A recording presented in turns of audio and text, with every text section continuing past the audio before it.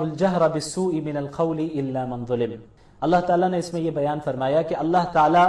کسی کی برائی کرنے کو پسند نہیں کرتا، یعنی اللہ تعالیٰ غیبت کو پسند نہیں کرتا، اور کوئی کسی کی برائی بیان کرے اللہ تعالیٰ اس کو پسند نہیں کرتا، الا من ظلم، سوائے اس شخص کے جو مظلوم ہو۔ یعنی ایک مظلوم اگر اپنے ظلم کی داستان کسی کو سنا رہا ہے، یا مثلا جو ظالم اس پر ظلم کر رہا ہے اس ظالم کی شکایت وہ مظلوم کسی سے کر رہا ہے، تو یہ غیبت میں داخل نہیں ہے، بلکہ یہ مظلوم کا حق ہے کہ وہ حق کے لیے آواز اٹھائے، کہ اس پر جو ظلم ہو رہا ہے اور جو زیادتی ہو رہی ہے اس کے خلاف وہ آواز اٹھائے، اور اس آواز اٹھانے میں وہ اگر ظالم کی برائی بیان کر رہا ہے اور اس نے جو ظلم و زیادتی اس پر ڈھائی ہے اس کو بیان کر رہا ہے، تو یہ چیز غیبت میں ہرگز داخل نہیں ہے، یہ اس کا حق ہے۔ اس کے بعد یہود کے دعوے کی تردید کی جاتی ہے۔ یہودیوں کا دعویٰ تھا کہ انہوں نے حضرت عیسیٰ علیہ السلام کو قتل کر دیا، سولی پر چڑھا دیا، تو اللہ تعالیٰ نے اس کی تردید کی اور فرمایا کہ وما قتلوہ وما صلبوہ ولکن شبہ لہم، کہ ان لوگوں نے، ان یہودیوں نے نہ ہی حضرت عیسیٰ کو قتل کیا اور نہ ہی انہیں سولی پر چڑھایا، بلکہ اللہ تعالیٰ نے انہیں آسمان میں حفظ و امان کے ساتھ اٹھا لیا۔ بر رفعہ اللہ الیہ، اللہ تعالیٰ نے زندہ ہی حضرت عیسیٰ کو آسمان میں اٹھایا۔ جیسا کہ میں نے کہا تھا کہ اہل السنت والجماعت کا یہ عقیدہ ہے کہ حضرت عیسیٰ علیہ السلام اس وقت بھی آسمان پر موجود ہیں، یعنی زندہ موجود ہے، جس طرح ہم اور آپ زندہ ہے، اور قیامت کے قریب زمانے میں ان کا نزول ہوگا اور وہ دجال کا مقابلہ کریں گے۔ لیکن یہودیوں کو یہ شبہ ہو گیا کہ بھئی انہوں نے انہیں قتل کر دیا، قتل سولی پر چڑھایا انہوں نے کسی اور کو، وہ حضرت عیسیٰ نہیں تھے، لیکن وہ سمجھ بیٹھے کہ یہی حضرت عیسیٰ ہے۔ بہرحال اس کے بعد پھر کرسچنز کے عقیدہ تثلیث کی بھی تردید اللہ تعالیٰ نے کی، یعنی جو ٹرینٹی کا عقیدہ ہے، ٹرینٹی کا نظریہ ہے، کہ ان میں سے بعض فرقوں کا یہ کہنا ہے کہ العیاذ باللہ اللہ تعالیٰ کے 3 اجزاء ہیں، ایک جز فادر کا ہے، ایک جز ہولی اسپرٹ کا ہے، اور دوسرا جز حضرت عیسیٰ کا ہے، اور ان تینوں کے مجموعے کا نام گاڈ ہے، خدا ہے، العیاذ باللہ۔ تو اللہ تعالیٰ نے منع کیا اور اس کی تردید کی، ولا تقولوا ثلاثہ، ٹرینٹی کے عقیدے کے قائل نہ ہو، عقیدہ تثلیث کے قائل نہ ہو، اللہ صرف ایک ہے، اور اللہ کی ذات اس چیز سے پاک ہے کہ وہ کسی کو بیٹا بنائے یا اپنا شریک بنائے۔ بہرحال اس میں حضرت عیسیٰ علیہ السلام کے متعلق ہی پھر اس صورت میں ذکر ہوتا ہے۔ پھر اس کے بعد کلالہ کی میراث کا حکم ہے۔ کلالہ ایسے شخص کو کہتے ہیں جس کی کوئی نہ اولاد بھی نہ ہو اور والدین بھی نہ ہو، تو اب اس کی وراثت کا کیا کیا جائے گا، اس کی تفصیلات بتائی جا رہی ہے کہ ایک بہن ہو تو اسے نصف دیا جائے گا، یعنی جو کچھ بھی وہ چھوڑ کر گیا ہے، اور اس کے علاوہ 2 یا 2 سے زیادہ بہنیں ہوں تو پھر 2/3 حصہ ملے گا، 2/3 ملے گا، اور بھائی ہو تو پھر بھائی کو وراثت مل جائے گی، بھائی بہن دونوں ہو تو مذکر مؤنث کا جو یہ قاعدہ ہے کہ بھائی کو، بیٹے کو یعنی لڑکے کو دگنا ملے گا لڑکی کے مقابلے میں، کیونکہ فائنینشیل جو ذمہ داری ہے وہ اللہ تعالیٰ نے لڑکوں پر دی ہے، عورتوں پر نہیں دی ہے، تو اس لیے مردوں کو دگنا دیا جاتا ہے، لڑکے کو دگنا دیا جاتا ہے، اور اس کے مقابلے میں آدھا اس کو عورت کو دیا جاتا ہے، کیونکہ مرد کو اپنے اوپر بھی خرچ کرنا ہے، اور ماں باپ ہے تو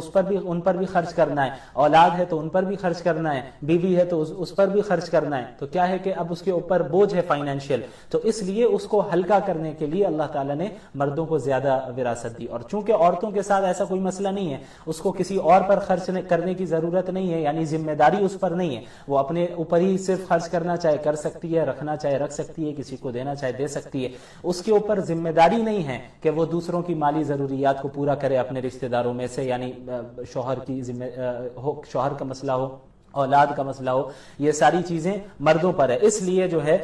مرد کو زیادہ دیا جاتا ہے، یہ بات ذہن میں رہے۔ تو اب سورۃ المائدہ کی ابتدا ہوتی ہے۔ سورۃ المائدہ، مائدہ کہتے ہیں عربی زبان میں دسترخوان کو، کیونکہ اس سورت میں اس بات کا ذکر ہے کہ حضرت عیسیٰ علیہ السلام نے اللہ تعالیٰ سے دعا کی تھی کہ یا اللہ آسمان سے آپ دسترخوان کا نزول فرمائیے، تو اللہ تعالیٰ نے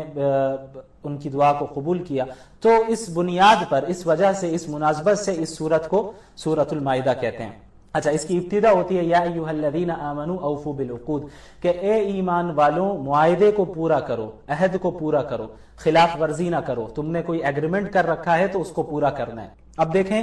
معاہدات کی 2 قسمیں ہو سکتی ہے۔ ایک معاہدہ تو وہ ہے جو اللہ اور بندوں کے درمیان ہے، کہ ہم نے اللہ سے معاہدہ کر رکھا ہے کہ ہم اللہ کے دین پر عمل کریں گے، اللہ کے احکامات پر عمل کریں گے، اور اللہ نے جن چیزوں سے ہمیں روکا ہے ان چیزوں سے بچیں گے، تو ان معاہدات کو بھی پورا کرنے کا حکم ہے۔ اور اس کے علاوہ وہ معاہدات جو بندے بندوں سے کرتے ہیں، لوگوں کے درمیان آپس میں ایک دوسرے کا جو معاملات ہوتے ہیں، لین دین کا مسئلہ ہے، اس میں جو معاہدہ اور ایگریمنٹس کرتے ہیں ہم، تو اس کی بھی جو ہے اس کا بھی لحاظ رکھنا اور اس کو پورا کرنا ضروری ہے۔ عہد کی خلاف ورزی کرنا یہ بہت بڑا جرم ہے، اور یہ ایک مومن کی شان نہیں ہے کہ وہ معاہدے اور ایگریمنٹ کی خلاف ورزی کرے۔ اس کے بعد پھر اللہ تعالیٰ نے بعض ایسی چیزوں کا ذکر کیا جو کہ اللہ تعالیٰ نے حرام قرار دیا ہے، جیسے حرمت علیکم المیتہ والدم ولحم الخنزیر وما اہل لغیر اللہ بہ۔ اللہ نے فرمایا کہ مردار، ایسا جانور جو مر گیا ہو بغیر ذبح کیے، جو مردار ہو، اس کو کھانا جائز نہیں ہے، وہ حرام ہے۔ اس کے علاوہ جو بہتا ہوا خون ہو، بہنے والا خون ہو، وہ بھی حرام ہے، اس کو آپ نہیں استعمال کر سکتے۔ اسی طرح خنزیر کا گوشت بھی حرام ہے۔ اسی طرح وہ جانور جس پر اللہ کے سوا کسی کا نام لیا گیا ہو، غیر اللہ کے نام سے ذبح کیا گیا ہو، تو اس جانور کو بھی کھانا جائز نہیں ہے۔ اس کے علاوہ وہ جانور جس کو گلا گھونٹ کر مار دیا گیا ہو، ہلاک کر دیا گیا ہو، اس کو بھی کھانا جائز نہیں ہے، وہ بھی حرام ہے۔ اس کے علاوہ ایسا جانور جو سخت ضرب کے ذریعے مرا ہو، یعنی چوٹ لگی ہو بہت تیز اس کو، اس وجہ سے وہ ہلاک ہو گیا، مر گیا، تو پھر ایسا جانور بھی کیا ہے؟ حرام ہے، کھانے کی اجازت نہیں ہے۔ پھر وہ جانور جو اوپر سے گر کر، لڑک کر گرا ہو اور لڑکتا ہوا گر کر مر گیا ہے، تو ایسا جانور بھی وہ ہے جس کو کھانا جائز نہیں ہے، حرام ہے۔ اس کے علاوہ وہ جانور جس کو کسی درندے نے کھایا ہو، زخمی کر کے پھاڑ دیا ہو اور پھر وہ مر گیا ہو، تو پھر ایسے جانور کو بھی کیا ہے کہ کھانا جائز نہیں ہے۔ ہاں، حالت اضطرار میں، یعنی ایسی صورت آپ کے سامنے آ گئی کہ اب یہی مردار ہیں یا یہی ایسی قسم کے جانور ہے اور آپ کے علاوہ کھانے کو آپ کے پاس کچھ نہیں ہے اور آپ بالکل مرنے کے قریب ہیں، تو جان بچانے کے لیے بقدر ضرورت حرام چیز سے یعنی اس کو استعمال کیا جا سکتا ہے، لیکن اتنا ہی استعمال کیا جا سکتا ہے جس سے آپ کی جان بچے بس، اور اس کی اجازت ہے صرف جان بچانے کے لیے، یعنی اس کے علاوہ آپ کے پاس اور کوئی آپشن نہیں ہے، تب اللہ نے اس کی اجازت دی۔ اس کے بعد ایک بہت ہی اہم آیت ہے جس میں اللہ نے تکمیل دین کا اعلان کیا ہے۔ اللہ تعالیٰ نے فرمایا کہ الیوم اکملت لکم دینکم واتممت علیکم نعمتی ورضیت لکم الاسلام دینا، کہ آج ہم نے تم پر اس دین کو مکمل کر دیا ہے اور اپنی نعمت کو تم پر مکمل کر دیا ہے، اور تمہارے لیے اسلام کو ایز اے ریلیجن میں نے پسند کر لیا ہے، ایز اے دین ہم نے سیلیکٹ کر لیا ہے۔ یعنی اس آیت کا جو نزول ہوا آپ کو معلوم ہونا چاہیے، یہ عرفات، میدان عرفات میں اس آیت کا نزول ہوا، اور احکام کے اعتبار سے سمجھیں کہ آپ یہ آخری آیت ہے، اس کے بعد کوئی نیا حکم نازل نہیں ہوا اور کوئی چیز منسوخ نہیں ہوئی۔ اس میں یہ اللہ تعالیٰ نے بتایا کہ آج کے دن دین آپ پر مکمل ہو گیا ہے، مسلمانوں آپ سب پر مکمل ہو گیا۔ تو اس کا مطلب یہ ہوا کہ اب اس دین میں حذف و اضافے کی گنجائش نہیں ہے، اس دین سے کسی چیز کو اب نکالا نہیں جا سکتا اور کسی باہر کی چیز کو اس دین میں ایڈ نہیں کیا جا سکتا۔ یعنی جس طرح رسول اللہ صلی اللہ علیہ وسلم پر یہ دین مکمل ہو گیا، صحابہ کے زمانے میں یہ دین مکمل ہو گیا، اسی کو فالو کرنا ہوگا۔ اس میں کسی حکم کو ہم ایڈ بھی نہیں کر سکتے اور کسی حکم کو ہم ختم بھی نہیں کر سکتے۔ ختم کرنا تو دور کی بات ہے، وہ تو کوئی سوال ہی نہیں ہے۔ اس کے علاوہ بدعات سے بھی بچنے کی جو ہے ہمیں اس سے ہمیں پتہ چل جاتا ہے کہ جب اللہ نے دین کو مکمل کر لیا تو بعد میں الگ سے ہم کوئی چیز بنا کر اسے دین کا حصہ بتائے، یہ بات غلط ہے، کیونکہ جب اللہ نے دین کو مکمل کر دیا تو اب کسی چیز کو ایڈ کرنے کی اس میں ضرورت نہیں ہے۔ اس کے بعد اللہ تعالیٰ نے مسلمانوں کو حکم دیا کہ ہمیشہ عدل و انصاف سے کام لینا، یا ایھا الذین آمنوا کونوا قوامین للہ شہداء بالقسط، کہ ہمیشہ جب بھی فیصلہ کرو، جب بھی کوئی کام کرو تو پھر وہ عدل و انصاف کے ساتھ کرنا، اور ایسا نہ ہو کہ دشمنی کی بنیاد پہ تم عدل و انصاف کے خلاف کام کر رہے ہو، دوستی کی بنیاد پہ عدل و انصاف کے خلاف کام کر رہے ہو، نہیں، کوئی بھی مسئلہ ہو عدل و انصاف کو تھامے رکھنا۔ اس کے بعد یہود و نصارہ کے ایک دعوے کی تردید کی جاتی ہے، وقالت الیہود، آیت نمبر 18 سورہ مائدہ، وقالت الیہود والنصارى نحن ابناء اللہ واحباؤہ، یہود و نصارہ کہتے ہیں ہم تو اللہ کے بیٹے ہیں، اللہ کے محبوب ہیں۔ یہود و نصارہ کا بڑا دعویٰ تھا یہ بنی اسرائیل کا کہ چونکہ ہمارے یہاں انبیاء بہت کثرت سے بھیجے گئے ہیں، ہم انبیاء کی اولاد ہیں، اس لیے اللہ تعالیٰ ہم سے ناراض نہیں ہوگا، یعنی اگر ہم نے کوئی غلطی کی بھی تو اللہ تعالیٰ ہم سے ناراض نہیں ہوگا، ہم تو اللہ کے محبوب بندے ہیں، ہم اللہ انبیاء کی اولاد ہیں، تو اللہ تعالیٰ نے ان کے عقیدے کی تردید کی۔ ایسا نہیں ہوگا، کامیاب صرف وہ ہوگا جس کے عقائد درست ہوں گے اور اعمال درست ہوں گے، یعنی انبیاء کی اولاد میں سے ہو جانا یہ کافی نہیں ہے، بلکہ ایمان اور اعمال صالحہ کا ہونا ضروری ہے، عقائد کا درست ہونا اور اعمال کا درست ہونا یہ بہت ضروری ہے، اس کے علاوہ نجات ممکن نہیں ہے۔ اس کے بعد آیت نمبر 27 میں آئیے، وَاتْلُ عَلَيْهِمْ نَبَأَ ابْنَيْ آدَمَ بِالْحَقِّ، اس میں حضرت آدم علیہ السلام کے دو بیٹوں کا ذکر ہے، حابیل اور قابیل کا۔ حضرت آدم علیہ السلام کی جب اولاد پیدا ہوتی حضرت حوا سے تو وہ جڑواں اولاد پیدا ہوا کرتی تھی، یعنی ایک بیٹا اور ایک بیٹی ایک ساتھ پیدا ہوتے، تو یہ جو ایک ساتھ پیدا ہو رہے ہیں ان کا آپس میں نکاح کرنا جائز نہیں تھا. یہ حقیقی بھائی بہن سمجھے جاتے تھے حضرت آدم کی شریعت کے اعتبار سے. اور پھر اگلی بار جب حمل سے دوسری اولاد پیدا ہوتی اور ایک بیٹا اور ایک اور بیٹی ساتھ میں ایک ساتھ پیدا ہوتی تو پہلی اولاد کا اس اولاد کے ساتھ نکاح کرنا جائز تھا. یعنی جو دو ایک ساتھ پیدا ہو رہے ہیں لڑکا اور لڑکی وہ ان آپس میں نکاح نہیں کر سکتے تھے. اب جو بعد میں پیدا ہو رہے ہیں ان کے ساتھ ان کا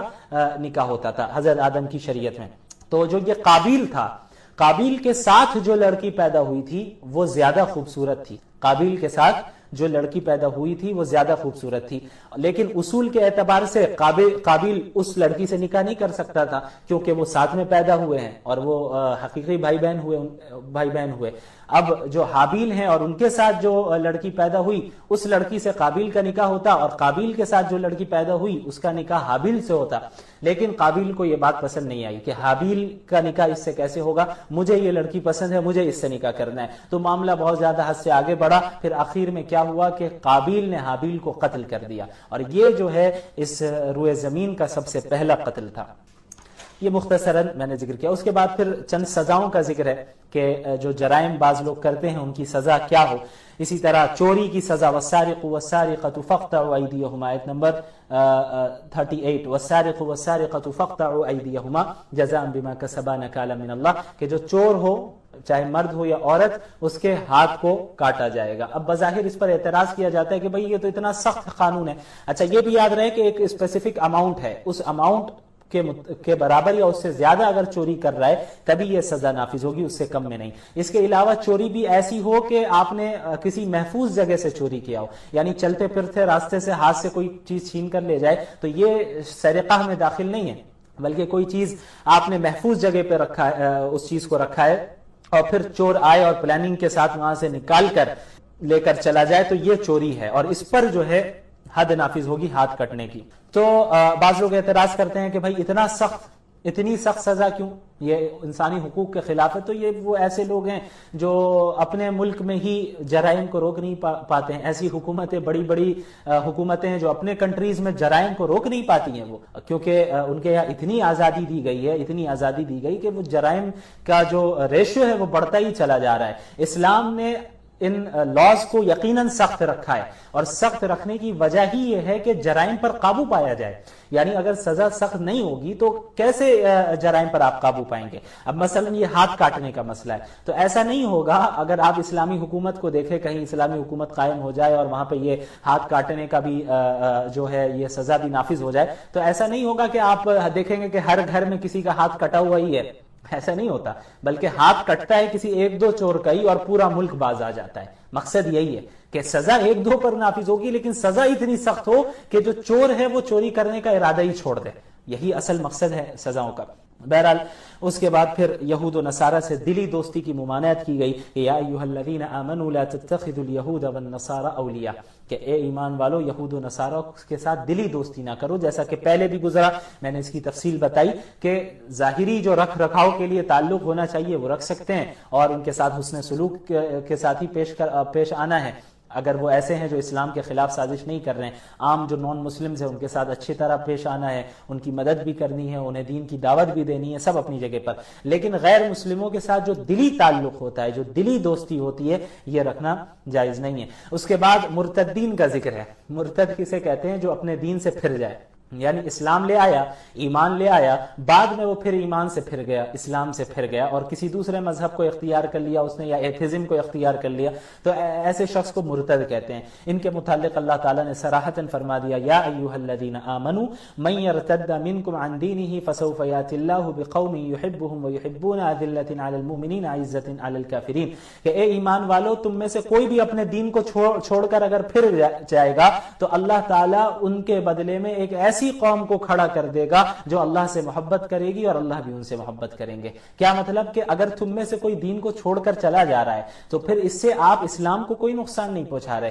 اس سے آپ اللہ تعالیٰ کو ہرگز کوئی نقصان نہیں پہنچا رہے. اگر آپ اسلام سے پھر جا رہے ہیں تو آپ محض اپنا نقصان کر رہے ہیں اور کسی کا نہیں. اور آپ چلے جائیں گے تو آپ کو کیا لگ رہا ہے کہ اللہ کا اور کوئی نہیں ہے آپ کے سوا. آپ دین سے پھر جائیے، اللہ تعالیٰ ایسی قوم کو کھڑا کر دے گا جو آپ سے زیادہ دین پر عمل کرنے والی ہوگی اور اللہ سے محبت کرنے والی ہوگی ہوگی، وہ اللہ تعالیٰ ان سے محبت کرنے والا ہوگا، اور اللہ کے دین پر عمل کرتے ہوئے انہیں کسی کی ملامت کا خوف نہیں ہوگا کہ بولنے دو جو بول رہے ہیں، ہم تو اللہ کے دین پر عمل کرتے رہیں گے۔ تو یہ بات ذہن میں رہے۔ اس کے بعد آپ صلی اللہ علیہ وسلم کو تبلیغ دین کی تاکید کی جا رہی ہے کہ یا ایھا الرسول بلغ ما انزل الیک من ربک، اے اللہ کے رسول صلی اللہ علیہ وسلم، آپ پر جو کچھ نازل ہو رہا ہے آپ کے رب کی جانب سے، اس کی تبلیغ کیجئے، اسے لوگوں تک پہنچائیے۔ اور اللہ کے نبی کو یہ بھی تسلی دی گئی کہ آپ کو کفار سے گھبرانا نہیں ہے، آپ دعوت کا کام کرتے رہیے، کفار سے حفاظت اللہ آپ کی فرمائے گا، لوگوں سے حفاظت اللہ آپ کی فرمائے گا، آپ کو اس کی فکر نہیں کرنا ہے، آپ محض اللہ کے دین کا کام کرتے رہیں اور دعوت و تبلیغ کا کام کرتے رہیں۔ اس کے بعد پھر اس پارے کے آخر میں اللہ تعالیٰ نے ایک بہت ہی اہم بات ارشاد فرمائی، لَتَجِدَنَّ أَشَدَّ النَّاسِ عَدَاوَةً لِلَّذِينَ آمَنُوا الْيَهُودَ وَالَّذِينَ أَشْرَكُوا، کہ آپ اے ایمان والو، دیکھو دشمن تو تمہارے یہود بھی ہیں، یعنی تم سے دشمنی کرتے ہیں، نصارہ جو ہیں کرسچنز ہیں وہ بھی تم سے دشمنی کرتے ہیں، تمہارے خلاف سازشیں کرتے ہیں، اور جو مشرکین ہیں بت پرست ہیں وہ بھی تم سے دشمنی کرتے ہیں۔ تو دشمنی تو سبھی کر رہے ہیں، لیکن دشمنی میں جو حد سے بڑے ہوئے ہوں گے، دشمنی میں جو بہت زیادہ آگے ہوں گے، وہ کون ہوں گے؟ لَتَجِدَنَّ أَشَدَّ النَّاسِ عَدَاوَةً لِلَّذِينَ آمَنُوا الْيَهُودَ وَالَّذِينَ أَشْرَكُوا، کہ آپ ضرور دیکھیں گے کہ مسلمانوں سے زیادہ دشمنی کرنے میں یہود اور مشرکین ہوں گے، یعنی یہود جو ہوں گے، وہ جو جیوز ہوں گے، یہود جو ہوں گے، یہ وہ ہوں گے جو مسلمانوں سے دشمنی کرنے میں اوروں سے بہت آگے بڑھے ہوں گے، اور اسی طرح جو مشرکین ہوں گے، بت پرست قوم ہوگی، وہ بھی مسلمانوں سے دشمنی کرنے میں دوسری قوموں کے مقابلے میں بہت زیادہ آگے ہوگی۔ اب آپ اس کا معاہدہ ہم سبھی کر رہے ہیں، مشاہدہ ہم سب کر رہے ہیں کہ آپ دیکھیں کہ اسرائیل میں کیا ہو رہا ہے یا فلسطین میں کیا ہو رہا ہے، اسرائیلی حکومت کیا کر رہی ہے، تو یہودیوں کو کس طرح دشمنی ہے ہم سے، اس کا مظاہرہ کھلے عام کیا جا رہا ہے، اور ہم دیکھ سکتے ہیں اس کو۔ اس کے علاوہ آپ اپنے ملک میں لے لیجئے، بھارت میں، کہ کس طرح مشرکین مسلمانوں سے دشمنی کر رہے ہیں۔ یہ ایسا معلوم ہوتا ہے کہ بس یہود اور مشرکین یہی ہیں جو مسلمانوں کو بھی پریشان کر رہے ہیں اور سب سے زیادہ ان سے دشمنی کر رہے ہیں۔ اللہ نے پہلے ہی فرما دیا کہ دشمنی کرنے والے تو بہت ہیں، لیکن جو دشمنی کرنے میں سب سے آگے ہوں گے وہ یہی دو ہوں گے، یہود ہوں گے اور مشرکین ہوں گے۔ اور جہاں تک نصارہ کا تعلق ہے، جہاں تک کرسچنز کا تعلق ہے، تو دشمنی تو وہ بھی کرتے ہیں ہم سے، لیکن یہود اور مشرکین کے مقابلے میں تھوڑے نرم دل ہوں گے۔ تو کرسچنز عموماً مسلمانوں کے معاملے میں بھی تھوڑے نرم دل ہوتے ہیں as compared to Jews and